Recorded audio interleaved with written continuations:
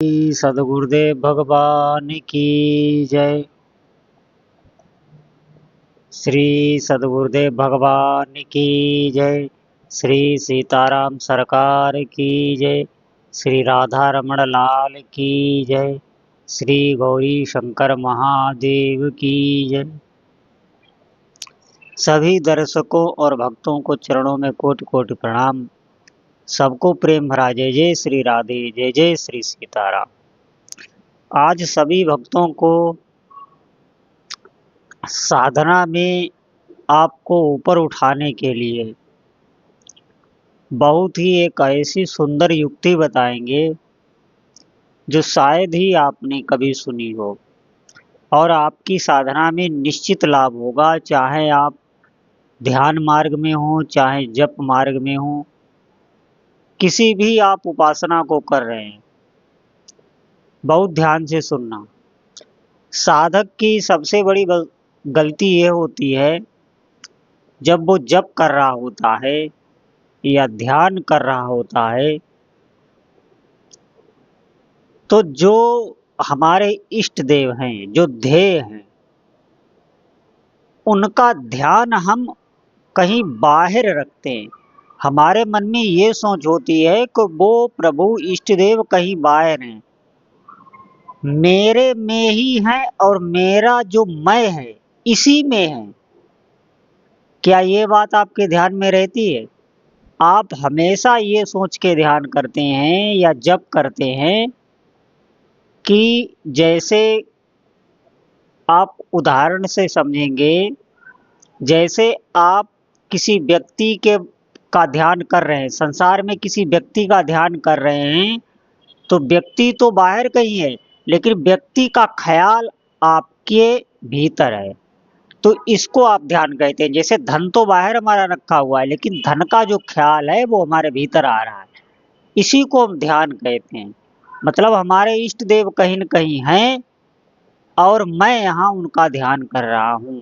और सबसे बड़ी भूल यही है, जब भी आप जप करें, ध्यान करें, अगर आपको साधन में बहुत जल्दी सिद्धि चाहिए, तो आपका जो ये मैं है, मैं का मतलब है मन नहीं, बुद्धि नहीं, इंद्रियां नहीं, इनको भी जो जानने वाला मैं है। आप देखना, जो इनको भी जानता है, जो सबको जानता है, वो मैं, उस पे पहले आप ध्यान दें। आप जप करते हुए उसी मैं पर ध्यान दें, आप ध्यान लगाते हुए उसी मैं पर ध्यान दें। पहले आप अपने मैं को ढूंढें और उसी मैं को अपना इष्ट देव, अपना प्रभु मानकर जप करें या ध्यान करें।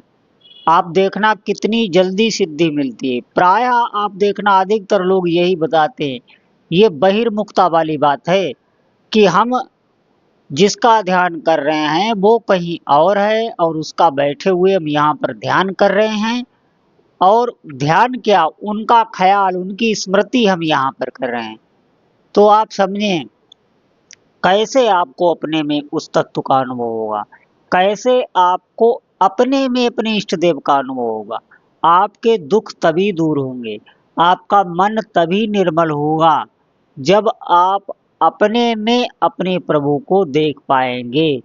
फिर सब साफ सफाई, भीतर अंतःकरण का आपका जो मल है वो आपके इष्ट देव ही धो देते हैं, क्योंकि आप अपने भीतर उनको विराजमान कर रहे हैं, बार बार ध्यान के माध्यम से, जप के माध्यम से।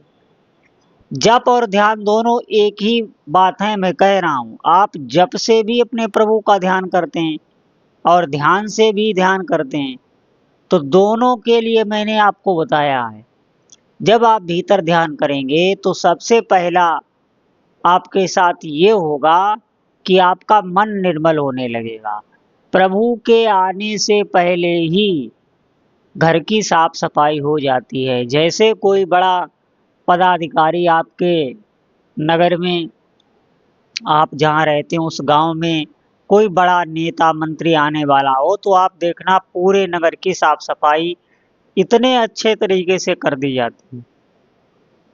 इसी प्रकार भगवान का जब स्मरण आप अपने भीतर अपनी मैं में करेंगे, अपने भीतर भी नहीं, जो आप बोल रहे हैं, जहाँ से आप देख रहे हैं, जहाँ से आप जान रहे हैं कि ये मेरा मन है, ये मेरी बुद्धि है, बुद्धि को भी आप जान रहे हैं, जो ये जानने वाला मैं है, इसको जब आप अपने इष्ट देव समझ कर ध्यान करेंगे, जब करेंगे, आप देखना साधना के पहले दिन से ही आपको लाभ मिलने लगेगा और साधना में आप बहुत ऊपर उठते चले जाएंगे। लेकिन ये बात बहुत से साधकों के समझ में ही नहीं आएगी। बताने को तो ऐसी गुप्त बात बता दी जाए, लेकिन साधक उस बात को पकड़ नहीं पाएंगे, समझ नहीं पाएंगे। लेकिन अगर आप ऐसा कर पाए अपने मैं में, जो मैं हमारे भीतर सबको जानने वाला है, जो कभी सोता नहीं, जो कभी स्वप्न नहीं देखता, जो जागरण स्वप्न सुषुप्ति तीनों को देखता है, जो साक्षी भाव है, उसी को अपना इष्ट देव समझकर फिर हम जप करेंगे, फिर हम ध्यान करेंगे, फिर देखना आपके भीतर प्रभु आने लगेंगे और पूरे अंतःकरण की साफ सफाई करने वाले वो खुद हो जाएंगे। आपके ऊपर कोई भार नहीं होगा, आपको रोना नहीं पड़ेगा, मेरा मन ही मुझे बहुत परेशान करता है, मेरी बुद्धि मुझे बहुत परेशान करता है, मैं ध्यान में बैठता हूँ मेरा मन भागने लगता है, मैं जब करता हूँ मेरे भीतर बुरे बुरे विचार आने लगते हैं।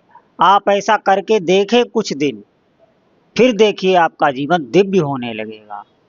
ये बहुत उत्तम युक्ति है और ये युक्ति प्रायः कोई बताता नहीं, कोई समझ नहीं पाता। आज से ही इस युक्ति का प्रयोग करें। बोलो जय जय श्री सीताराम।